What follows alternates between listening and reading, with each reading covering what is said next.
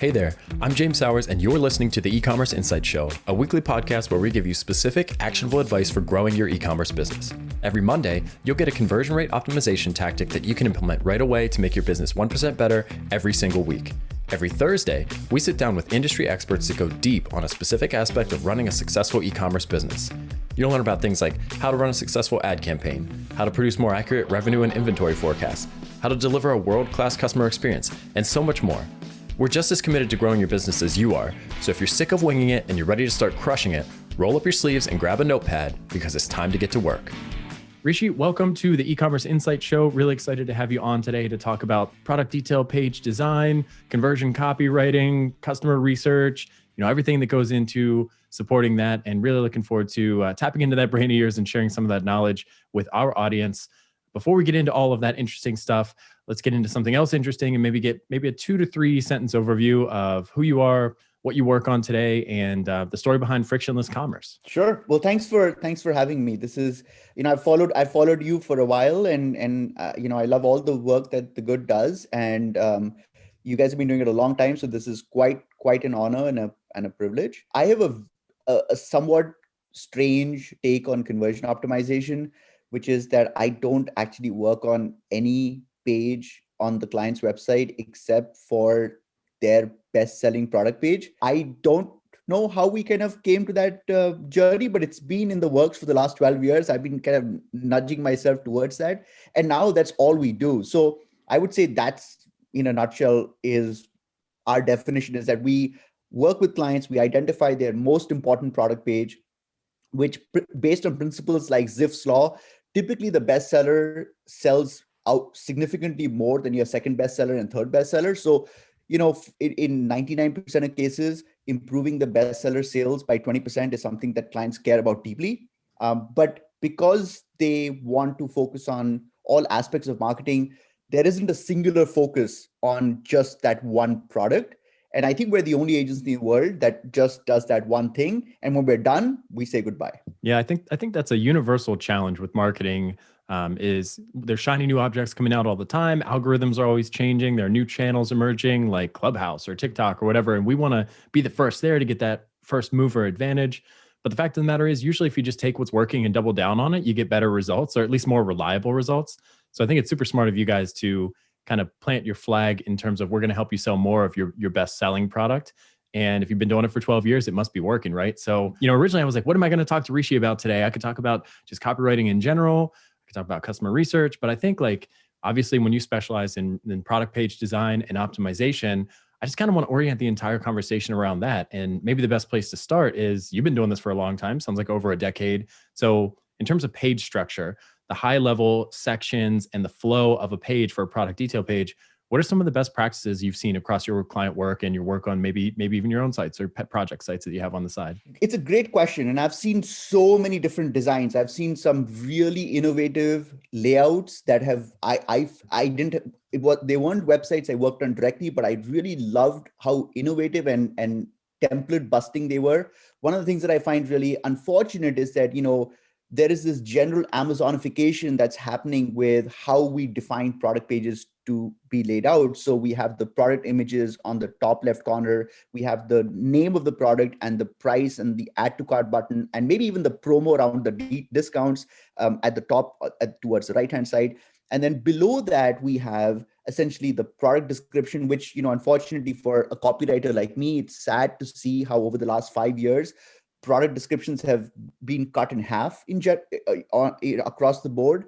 And then we have social proof. So that is the basic template, which was essentially stolen from what Amazon was doing 20 years ago. And I think everyone is using the same variation of that. I think more design focused, or I would say branded websites like jewelry websites and fashion websites, the way they would play with it is they would increase the real estate for their product images because it's more important to them. But I would say effectively the template is the same. I've seen a few examples where there's been radical reimagining of the product page, where essentially they've broken all convention, but it's been few and far in between. But none of that really matters to me, because when this is the other thing, is that not only am I focused on the best selling page, I'm actually focused on just one part of the best-selling page, which is the part where we tell our story, which is the product detail part.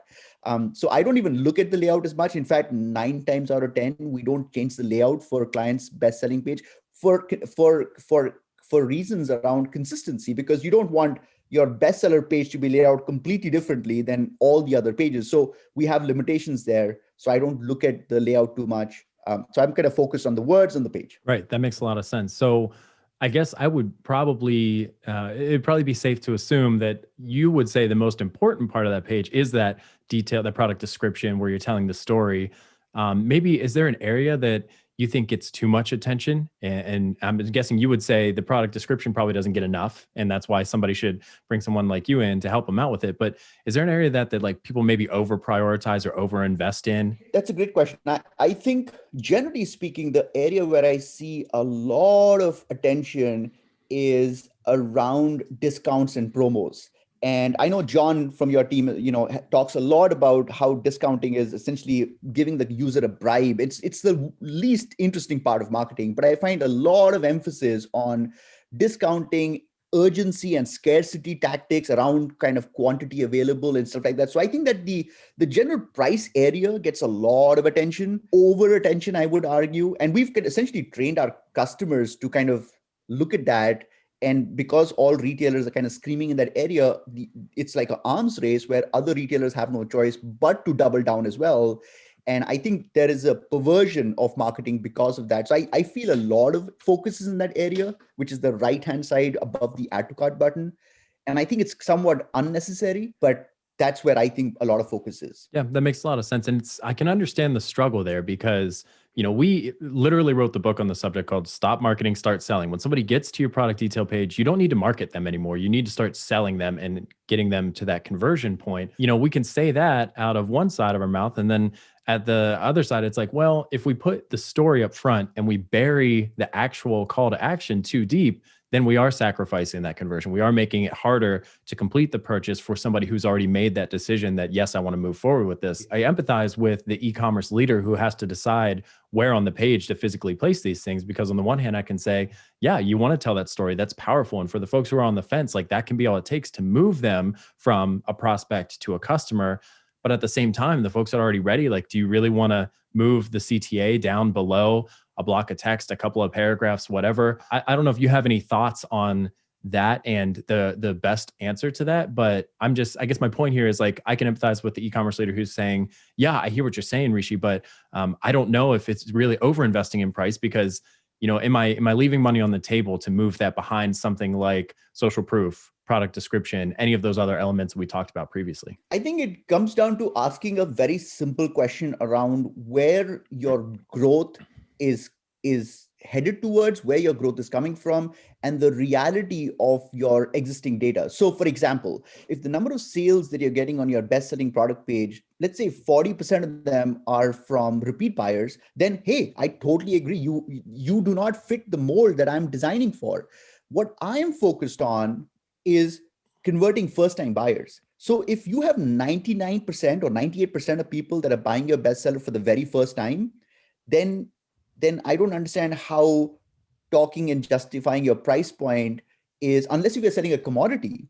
And this is another distinction we make in the clients that we work with. We don't work with clients that are resellers or selling a commodity or selling a fashion item, stuff where the story is really not as relevant, even though, of course, I would argue that story is still relevant for fashion brands, but I don't think it's, I don't think it's as relevant as it is for consumer products. So if you're selling a room air purifier, if you're selling a dog wheelchair, if you're selling a pizza baking machine, these are highly technical, highly considered purchases. I can't imagine how you can make that sale or even prime the user towards making a purchase if they aren't sold on your sales page. And the reason why I focus on product description part is because that is typically where the sales page is. Now, I will say that there might be certain use cases where the retailer already has, they might have a different funnel, right? So sometimes what retailers do is they'll take people to a landing page, which is not the product page, and they essentially are telling the product story there. And then from there, they're taking them to essentially a watered down product page where it's just a mechanism to complete the transaction. Now, in that scenario,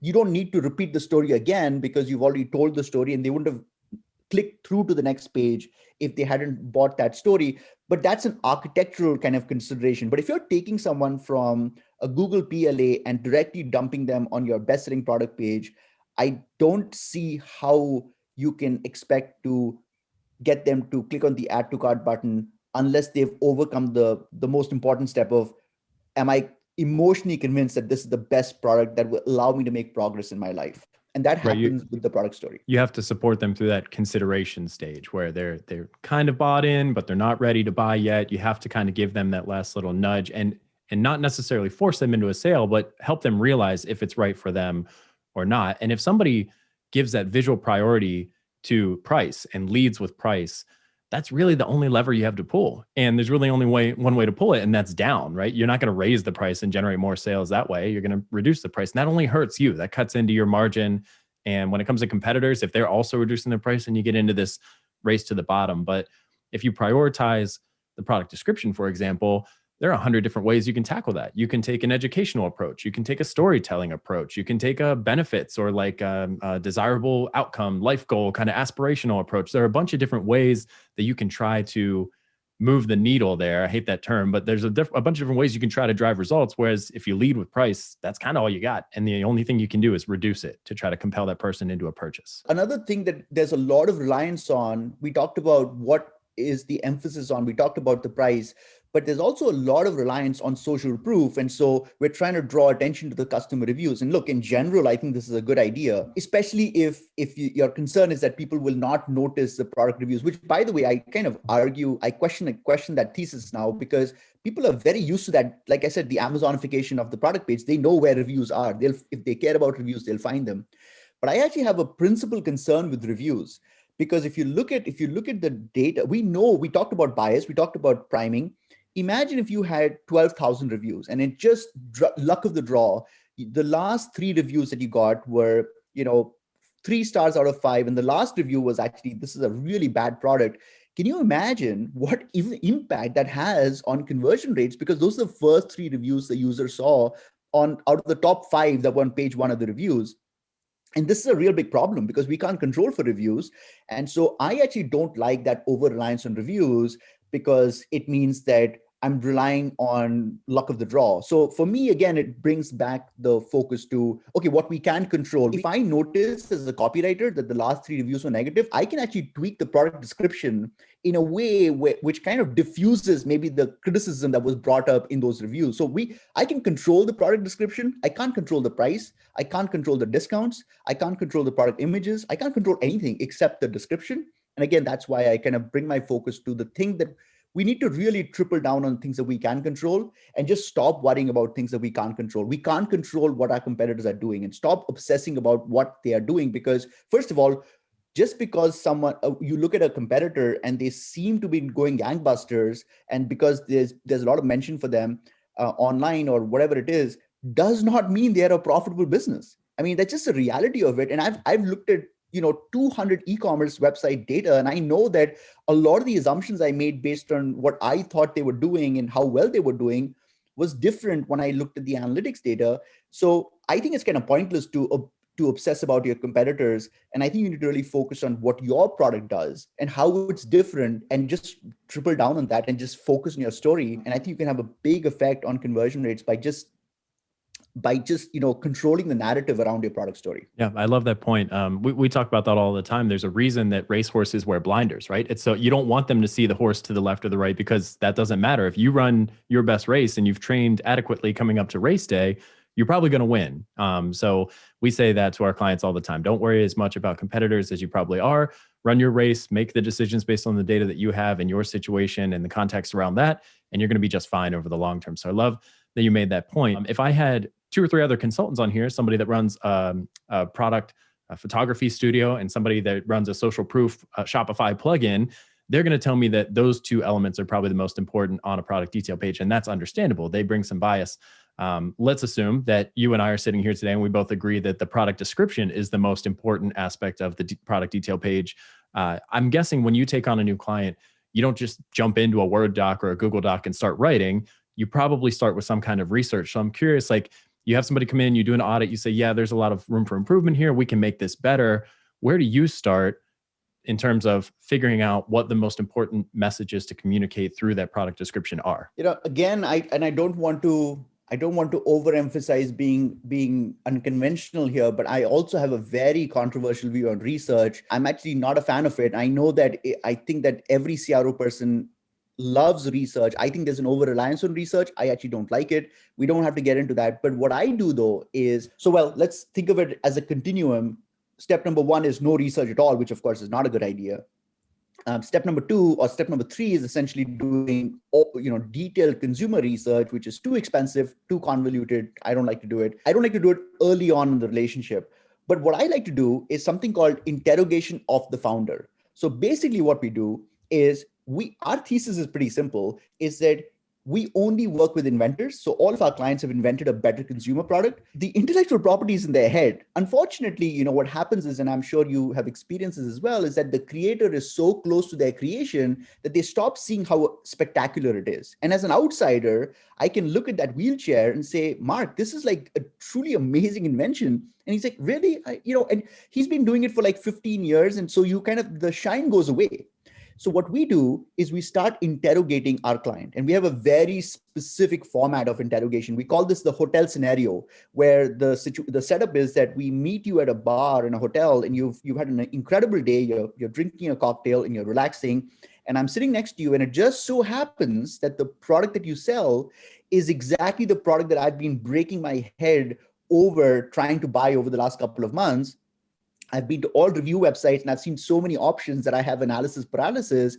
And so I ask you if I can look at your website, and basically that's the setup. And then we get into very uncomfortable, tough questions. And we keep on, clients will, it's funny when you ask clients about why your product is better, they'll say it's the most effective and it has the most competitive pricing. This is the worst response possible. So we keep on interrogating, like what makes it effective? Why should I care about effectiveness? And you keep on peeling the onion. Eventually you get to that aha moment. You're like, I totally get it now. And that's what we want to bring out for people that have just landed on that product page. So the hotel scenario process is our mechanism to kind of start unpacking some of that for the client. Yeah, that makes a lot of sense. And maybe we'll have to have you back to have a friendly debate with somebody on the research subject, because I know that is kind of a contentious or an antagonistic opinion to the popular culture, which is like sit down, interview 10 customers, ask them a set of questions, and then you'll see the big picture trends, and you kind of like design your copy around the rule, not the exception, right? And try to appeal to the vast majority of customers. I think there's some nuance there. It's like, yeah, you don't want to spend all your time researching and take no action. That's obviously not right. But at the same time, like I would say my personal opinion is that founders are great when it's early, but the longer the business has been active, the more they can't have, the more propensity they have to be removed from the true customers' problems. Because like you said, they're working on this thing every day. And like Da Vinci looked at the Mona Lisa and saw how it could be better. People are looking over his shoulder saying like, what are you doing? It's perfect. Don't touch it. And he's like adding an eyelash, right? Or some minor imperfection that he sees. I think that's kind of an example of how founders look at their product. They're looking for how it can be better. And they're not necessarily great anymore at talking about how it is great and how it appeals to the end user. So, but thanks for sharing your approach. I think that's really compelling. So are there a handful of strategies or tactics that you take? Like one of the things I've heard about getting to the real meat of especially benefit statements, right? Like the value of the product is it pays to have a 3-year-old or a 4-year-old running around your house because they ask why, right? Like blue whales are the biggest animal in the world. Why? Well, because they're bigger than anything else. Well, how big are they? They ask all these questions. And what I found in copywriting is you have to ask why or how 5 times before you get to the real thing that the customer cares about. Like in your example, they say the founder will default and say it's the most effective product. Well, why? Why is it effective, right? I don't know, because it helps these dogs get back to the lifestyle that they used to be. Well, how does it do that? Well, it doesn't require a surgery to attach it to the dog. You can install it yourself, whatever. Like you get 3 or 4 layers deep and it's like, okay, it's not the most effective. That's kind of soft, right? Like that's not super compelling. But if you say like, this is something that you can buy today, have in your home in 3 or 4 days and hook up to your dog that same day and get them out to the dog park. Like, whoa, I can go from my dog stuck on the couch in a lot of pain or whatever to back to playing at the dog park or taking a walk again. Like, yes, if I can solve that in a week, that's super compelling, right? So do you have any kind of tips or tricks? I know you probably have 100, but are there any of your favorites that you go to in terms of like, do you start with storytelling? Do you start with a benefits approach? Do you start with technical specifications? Like, what's your default when you approach a product detail page? I have a very specific, actually, structured process for crafting the product story. And the way we start off is we identify there are two aspects to a product story. So what you're calling storytelling or product description, we call product stories. There are two aspects to it: why we exist and why this product must exist. And I would hope I want readers to actually take a mental note of these two dimensions, because they are fundamental to the entire process. Now, why we exist is essentially the world's best compelling explanation for why the user should give a damn about the fact that you have an online business. And we don't spend enough time talking about this. So if I'm buying jewelry from Blue Nile is trying to say to me that, look, this is a beautifully cut diamond. It's 4 carats. It's beautiful. Your wife will love it.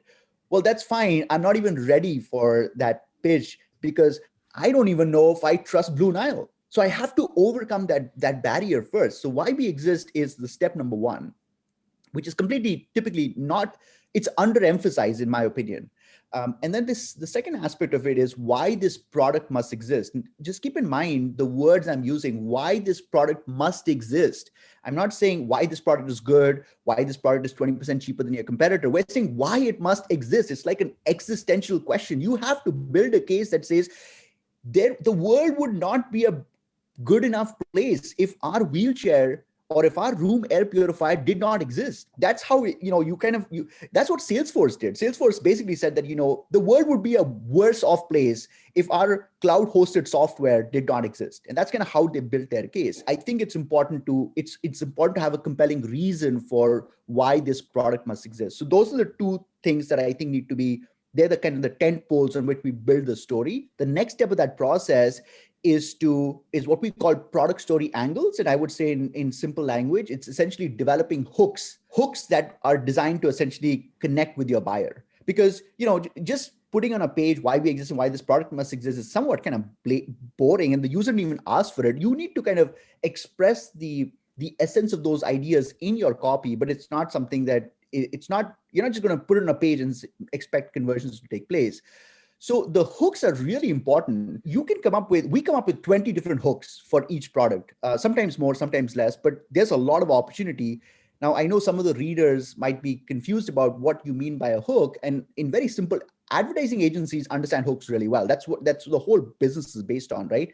So think of it from that perspective. That's what a hook is. So to give you an illustration, if I'm working for a client that sells a room air purifier, one of the hooks that you could talk about is that if the machine is designed to catch allergen and remove allergens from the room and remove pet dander and stuff like that, we can't physically see those things. Human beings can't see those things. So the machine is actually doing something that your eyes see. So one of the hooks could be, this machine can see what your eyes can't see. That's a hook.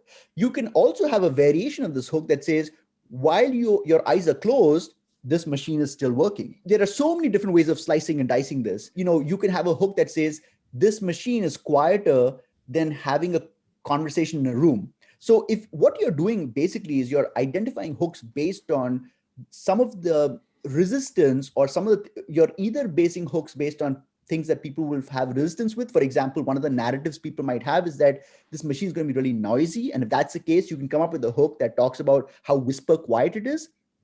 And it's a clever way of framing that. Or if people are not aware of the fact that, if you're trying to dramatize it, you can say that this machine can see what your eyes can't see. So I'm giving you a couple of examples of what hooks are. I'm sure your audience understands what hooks are, but I don't think we develop enough hooks. So typically what retailers will do is they'll say, well, let's come up with one big thematic hook for what this product does. And my view is that, no, let's come up with 30 micro hooks all across the copy from the top to the bottom for this, because, let 1,000 flowers bloom and let's see what works and what doesn't work. So I like to come up with multiple hooks. Some of them are very small hooks, and some of them are just interesting framings of something that you talked about, features and benefits, but just framed in an interesting way. But I like to come up with lots of hooks. And so the next step is to identify a whole bunch of hooks. And then the third step and the final step is to then frame this entire story around buyer psychology. At the end of the day, nobody gives a damn about your wheelchair. Nobody cares about anything that you're doing. So we really have to, what they want is they want to make progress in their life. and they want to visualize that progress, and your product is a way for them to make that progress. So ultimately, as a copywriter, I need to tell a story in a way that matches up with their worldview and their opinion about what the future looks like. And in order to do that, I have to focus on their buyer psychology. Now, buyer psychology is a universe in itself. And in the last 12 years of testing, we've been able to identify 9 different triggers of buyer psychology. And then that's what we use to essentially shape the story. Makes a lot of sense. So that's a super detailed and comprehensive framework. If I were to recap it, maybe, so you have this, why do we exist as a company story? Then you have, why does this product exist? And then you have why it must exist. Okay. Even stronger language. And then you have your hooks or your PSAs, which is the attention grabbing, like why the actual consumer should care about that. And then you have this buyer psychology aspect, which really makes all of those messages relevant to the customer in their specific context, their life experience, whatever. Is that an accurate kind of recap of the 4 big buckets? That's exactly right. And what we can do is, maybe at in the show notes, we can include some resource references. So readers who are interested, for example, in understanding what are these 9 different triggers, they can actually read up on them. And I have examples for all of those. So you can include those. Okay, awesome. So what I love about this model is it's kind of a forcing function, right? If you sit down and you just get a blank sheet of paper, a blank Google Doc, and you type out, why does this company exist? Or why does this company need to exist? And you have trouble answering that question. Well, you got to do some soul searching there. Why does this product need to exist? Like, if you can't answer that question, your product's probably not differentiated from other things in the market. Maybe there's no product market fit. There's no demand for this. Maybe this is a problem that's not really worth solving. If you have trouble answering these things, that's a trigger to have a moment of reflection and figure out if you're even heading in the right direction, right? But even beyond that, okay, all of a sudden I have trouble coming up with compelling hooks.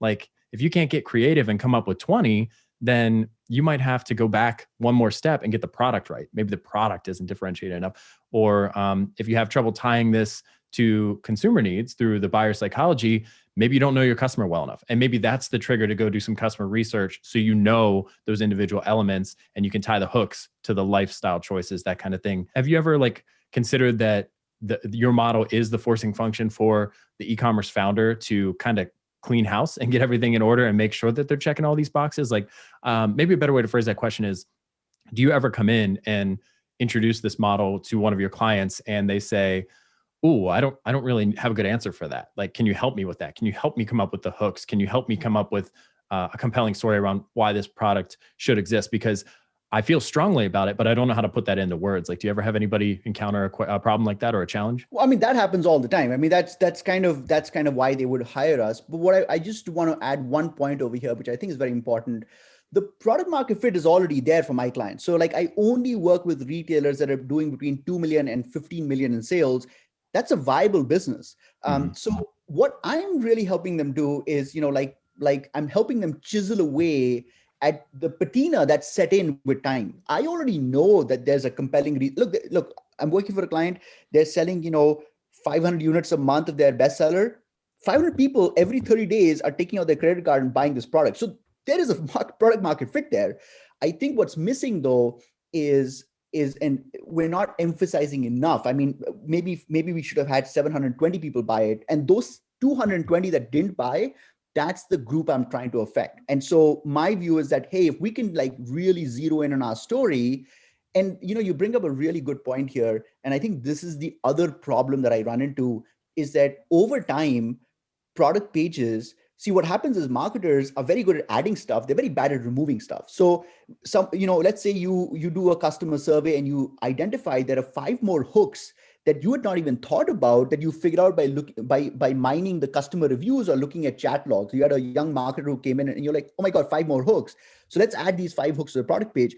Well, you can't add the 5 hooks if you're not willing to remove 5 units of cognitive load from that page. Otherwise, you're basically making the page unbearable for everyone, but you've covered your ass by saying, well, we've put everything in the page. Now let the user kind of navigate it and figure it out. So, I think that's a really important point as well, is that the idea isn't to just cover all the points. The idea is to cover the points that matter the most super compellingly. In fact, what we do is we apply a principle called redundancy, where we repeat the most important points a couple of times. And sometimes clients would even say to us that, didn't you mention this earlier? And my answer to them is, just like with TV commercials, the consumer has to see a commercial 15 times before the message registers. So if there is a really important hook that is pivotal for that conversion catalysm, I need the user to have noticed it. And 9 times out of 10, they will ignore it the first time I mention it. And so as a copywriter, of course, I want to write it in a creative way where they notice it for sure. But as an insurance policy guy, I also want to repeat it again because I don't want to risk my entire thesis on the fact that the person didn't pay attention to it the first time I brought it up. You see that advice across multiple disciplines, like public speaking. They say you have to tell them what you're going to tell them, and then tell them what you told them. You have to hit it 3 times in a presentation like this. So yeah, that's super insightful. And I think a lot of people are afraid to say the same thing multiple times on the same product page, thinking that they're beating a dead horse, right? But the fact of the matter is we're distracted and we're moving quickly and we're scanning. We're not really reading for retention. We're trying to catch the big pieces, the headlines, the bulleted lists, the bold text, whatever. So if you have one thing you want to get across, you need to make it stand out, maybe top, middle, and bottom of the page even to make sure that it hits home. So I want to get into your thoughts around actually testing some of these messages. But before I do that, I want to make sure I ask, so are there any specific industries or product types that are maybe a little bit harder to follow this process for? Like, I'm thinking, you said you don't work with commodity products, so I don't know if this would fall into that category. And if it does, feel free to disregard it. But, I've worked with a client in the past that sells coffee, right? And everybody's selling coffee. Like, how do you differentiate coffee besides like saying flavor? And I bet the same thing is said of all the different coffees. Like, everybody has a unique flavor, right?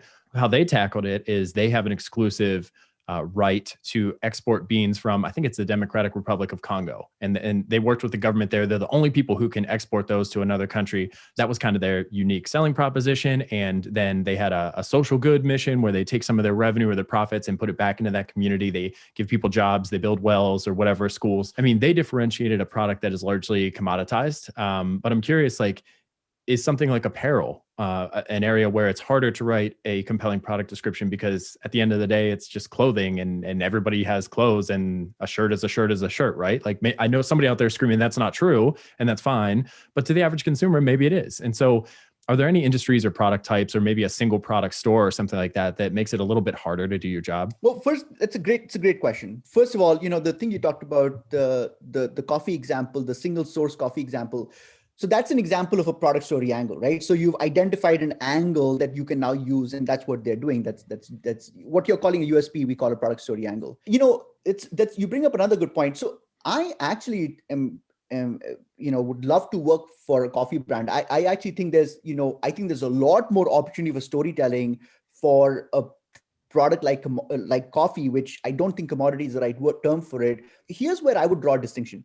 If that coffee brand has 75 different flavors, and they have an even distribution of sales, then it doesn't really economically make sense for me to improve your bestseller by 20% in 90 days, which is the only thing I do because it's not going to make economic sense for you. So I would say in that respect, it doesn't make sense. That's why I would walk away from retailers that have a long tail distribution of sales, because they don't have one big juicy head.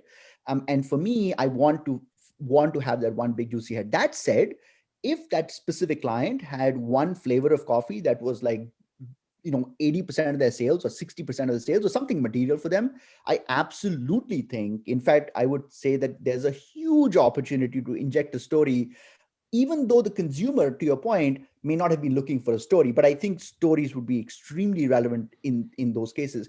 But you're right about the fact that, like I said, that's one scenario if it's a long tail distribution. I think there are certain products as well that have disproportionately strong visual aesthetics. So for example, if you're selling a t-shirt and that t-shirt has a print of a superhero, maybe Baby Yoda, for example, that image is what is making the sale. I don't really think telling a story around how you thought of adding a Baby Yoda image to the t-shirt or why you chose that screen printing technology versus some other print, I don't know if that's really relevant, because it's almost like a black hole. That Baby Yoda image is such a strong black hole. It's kind of pointless for me to add some more gravitational bodies around it because it's not going to make a difference.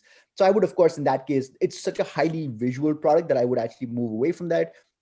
And I also don't think it's hard for jewelry websites. Again, jewelry websites where there's a long tail distribution, which is typically the case because you're coming up with new designs all the time, and it's really like, flavor of the month, and people come to it. There's a lot of serendipity. People come to the jewelry website, browse around, they find something they like, and they're like, oh, I'm going to buy it.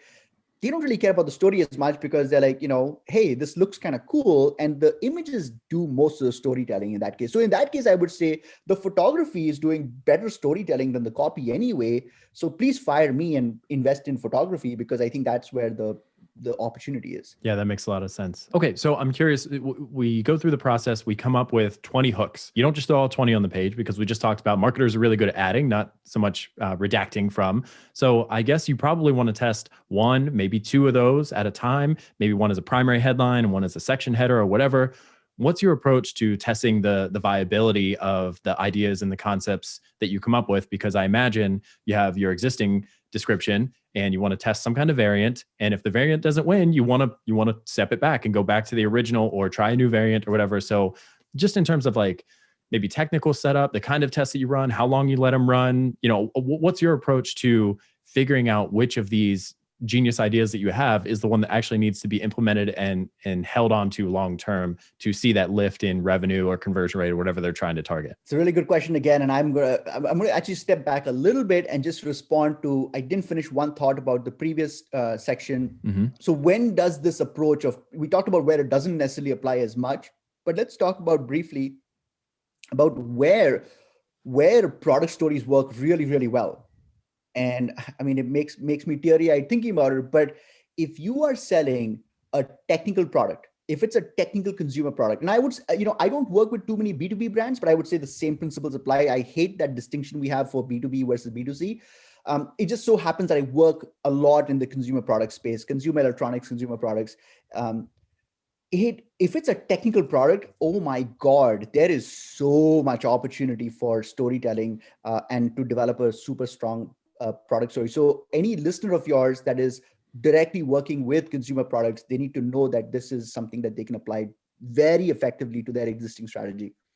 Moving on to you talked about developing these PSAs, product story angles, and then applying them to the page. So I have a very controversial view on A/B testing as well. And I'm not trying to be controversial. I just want to be as authentic as I can. I'm very dead opposed to this whole idea that marketers have, is that we need to identify the specific variables that are causing a shift in behavior. I couldn't care less. The only thing I care about is, did the net totality of the concept, the treatment we designed, destroy the control? I don't need to know within that treatment, did the headline matter more than the copy in the second paragraph? Who cares? It doesn't matter. We can do follow-up tests and we can test against those treatments, but I honestly do not care. So you are correct in the sense that, let me put it this way: if we come up with 20 product story angles, see, I'm a big fan also of the fact that 80% of what we do is either average or garbage. So the principle of coming up with 20 product story angles is a very good idea, because it allows you to really it allows you to do what we call freewheeling of ideas. Good ideas come by essentially disengaging yourself from reality and saying, okay, well, if I could just do whatever I wanted and the world is made of marshmallows, what angles would I come up with? In fact, it's interesting. We start the process by coming up with angles that we know are wrong. So the first angle I come up with always is that this product is the best product in the history of mankind. And I know it's not true. Now I've already kind of associated myself from reality, and I'm kind of now floating in space. Now I can kind of say, okay, well, what other angles can I, and I'm trying to now come back to reality. So we like to start off by, and I think stand-up comedians and comedians in general do this as well. Artists do this as well. They start off by being extremely kind of, obtuse, and then they work backwards to reality. So we apply that same approach. Now, when we come up with 20 product story angles, when we do the run through for them, we realize that, okay, 12 of these are like really not good. So we get rid of them. We're left with 8. Then we kind of cut 50% of those as well. And we're left with 4 product story angles. But it's possible, I guess, for someone to have 10 extremely good product story angles.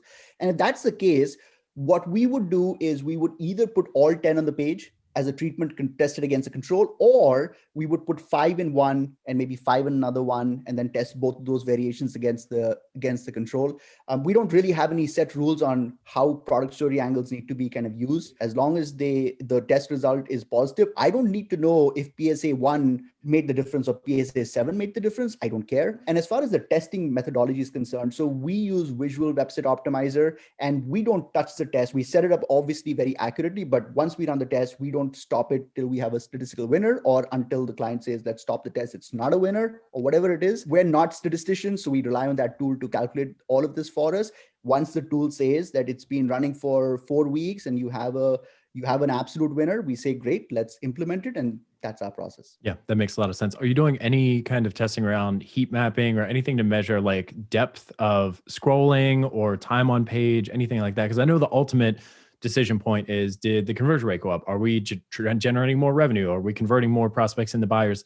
That's true. Is there any kind of engagement tracking that you guys recommend or that you do to see? Because I imagine, because we're working specifically with text and the location on the page tends to be under the fold, it seems to me like it would be interesting to you and to your clients to know how much of that is actually being consumed and where you might be able to trim some of the fat because it's not getting read, and get them to the next section, which might be social proof, for example. Yeah, so we do rely on heat maps, not as much as user recordings. They tend to be, there's too much data being collected. One of the other techniques that we use, and this is a very effective mechanism, is that we don't just show the whole product story as one block of text. We force the user to interact with the copy. So we have the technique called active participation, where we'll kind of put in little buttons or little widgets where you have to click on it to reveal certain content, certain snippets of content. And we're doing this for a whole bunch of reasons. One reason is to reduce the cognitive load.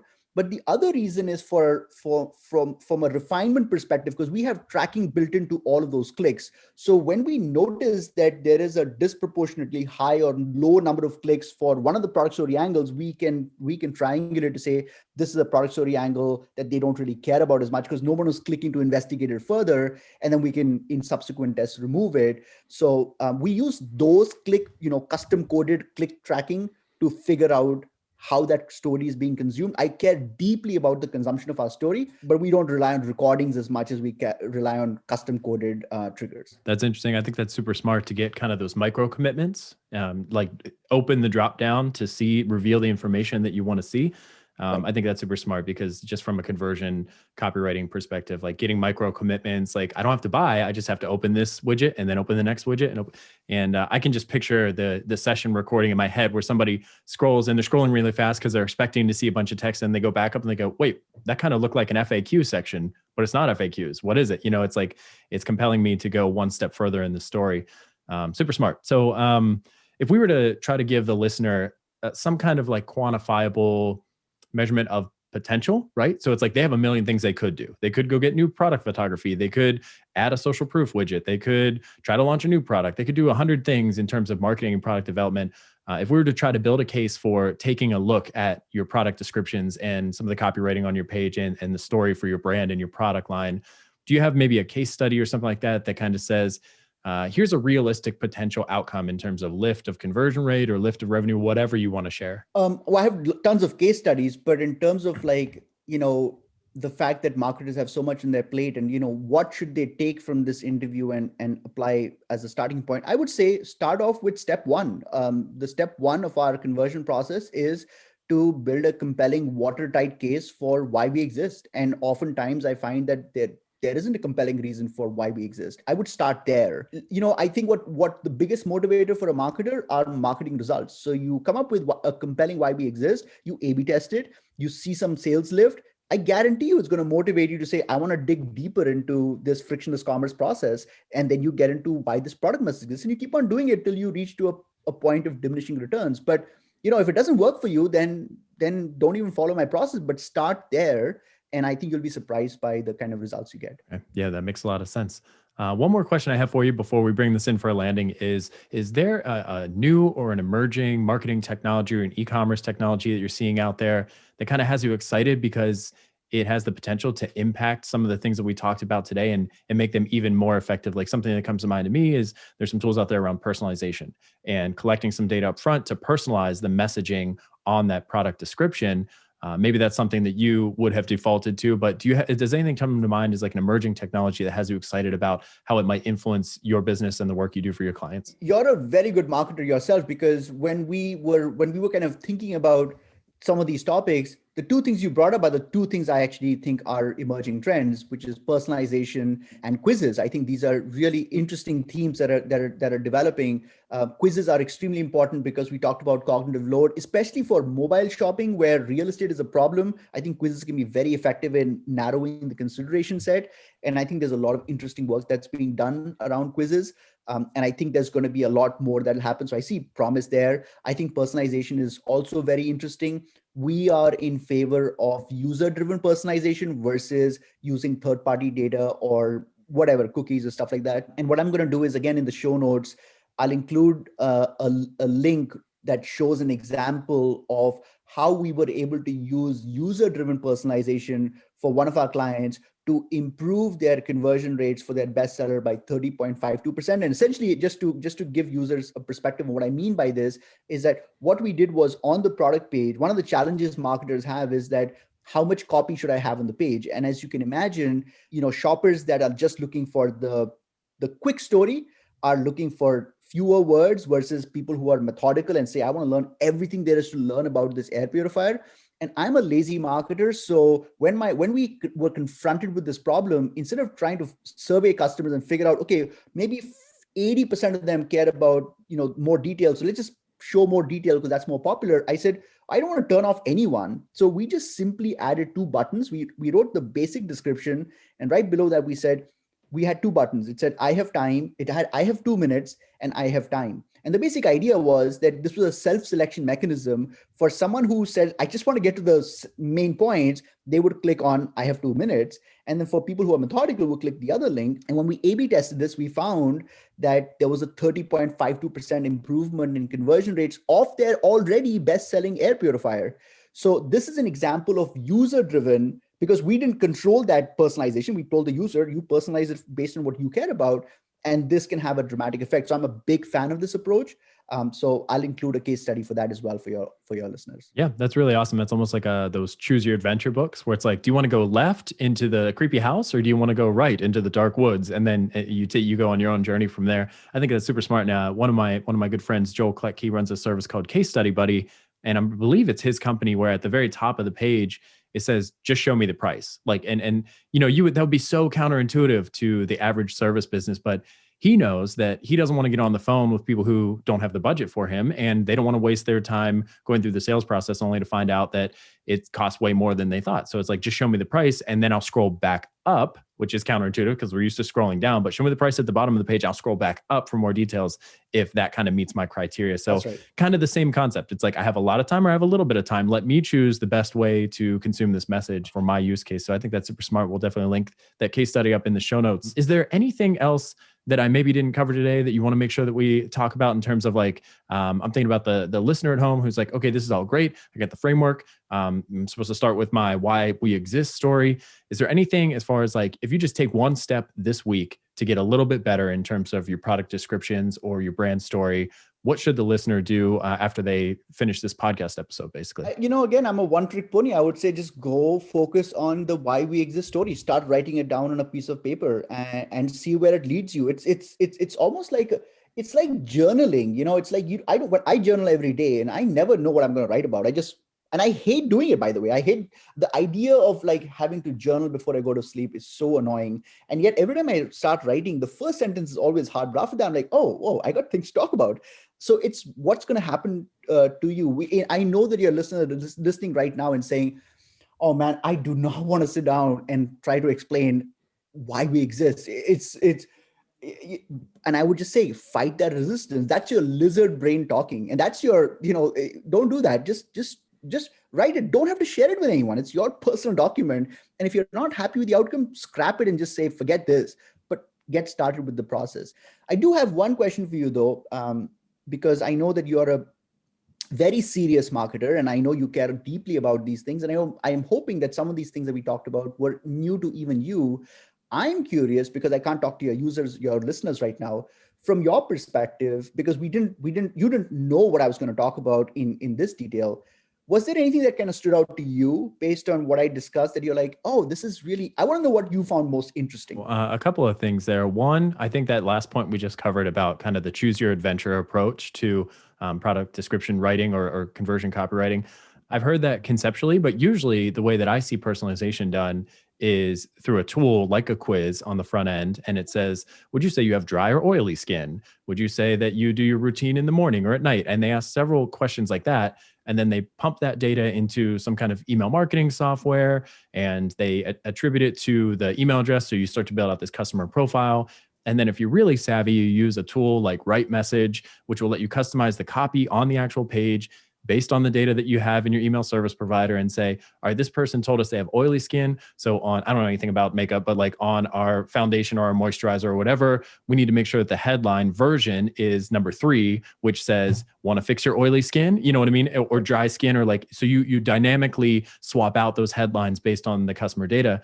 Your approach, which is, as you said, user driven, was different and felt intuitive to me. I would definitely like to test it against kind of that data-driven versus user-driven, because I think there are probably merits to both. And I'd just be curious to see, obviously our business is very data-driven and we've talked a lot about, most of my questions were, how are you tracking this? Like what kind of tests are you running? You know, so we lean on the numbers a little bit more than you seem to. So I'd be curious to put those two things next to each other and see some of those session recordings and stuff like that. You know, the other thing that jumped out at me in terms of like maybe a gap, right? And maybe you have this on your site and we can link it up too, is in terms of putting together this why we exist story. Like totally understand how that is uncomfortable and might seem low value, like not a great use of time. And just like your journaling practice, or, you know, a lot of people don't like to exercise, but if you can get into the car and you can drive to the gym and you can walk in the door, odds are you're not going to turn around and leave without working out. You've gone through, if you can force yourself through that first step, you're going to get some kind of workout in. It might not be an hour long, it might be 30 minutes, might be 15 minutes, whatever, but you still went and you did something, right? So that's how I look at this. It might be an uncomfortable exercise, but if you can just get started, then you're unlikely to abandon it altogether, right? One thing that I think could help there is some kind of a worksheet or a template with questions to ask yourself to spur that production. So why we exist is a question in itself, but like, okay, where did it start? What problem or pain point were you trying to address in the beginning? Did you experience this, or did somebody in your family experience this? And that like just gets kind of the words coming out of your brain and down onto the page.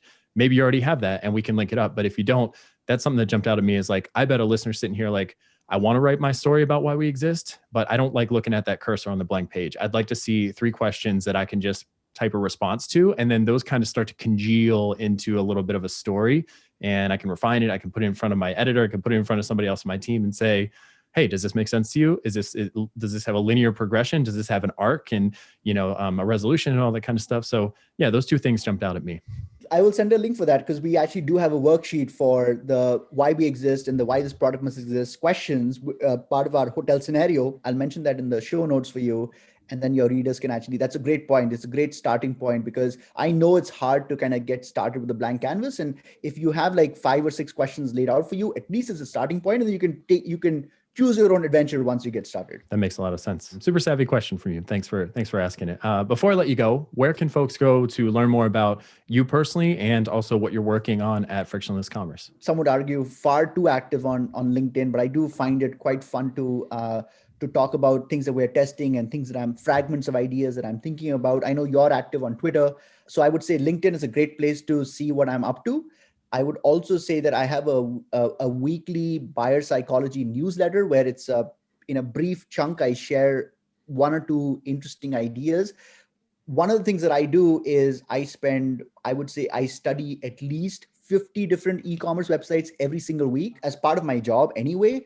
And so I notice a lot of amazing marketing insights that I had never considered, or maybe versions of it that I'd never seen before. And I just take a screenshot of it and I kind of record all of that. And then in my weekly digest, I discuss some of those ideas. And there's a lot of marketing innovation that's going on. And your listeners, while I'm sure they are, you know, keeping up with what's happening with marketing, there's no one human being who can actually, you know, track all of this. And I'm already doing this anyway. I look at those 50 websites every week. And so if you're interested, I have a newsletter. It's frictionless-commerce/join. I'm sure it'll be included in the show notes as well. You can sign up and then you can get those weekly insights as well. So I think those are the two best ways of seeing what I'm up to. Awesome. Let's get that worksheet in the show notes and we'll get that sign up link and you guys will be off and running, adding Rishi to kind of your professional network here online and leveling up your professional skills. So Rishi, again, thanks so much for your time today. Really appreciate the insights that you shared and some of the counterintuitive approaches that you brought to some stuff that may or may not align with the popular culture. But listen, I almost started a podcast on the personal side called Unconventional Wisdom, and it was going to be exactly those kinds of things. Everybody says to zig, here's why you need to zag. And so I love different perspectives when they're brought to the table like that. So thank you for